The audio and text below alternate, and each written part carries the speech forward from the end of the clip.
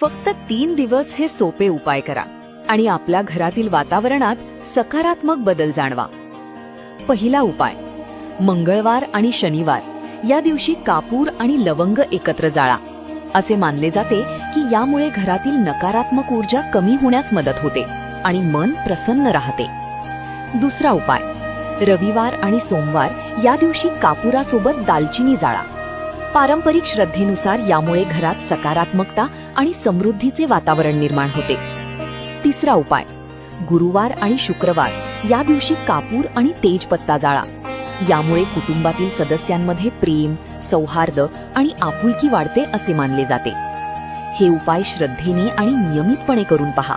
तुमचा अनुभव कमेंटमध्ये नक्की सांगा. अशाच धार्मिक, आध्यात्मिक आणि रोचक माहितीसाठी व्हिडिओला लाईक करा, चॅनलला सबस्क्राईब करा आणि आपल्या मित्रांसोबत शेअर करायला विसरू नका. धन्यवाद.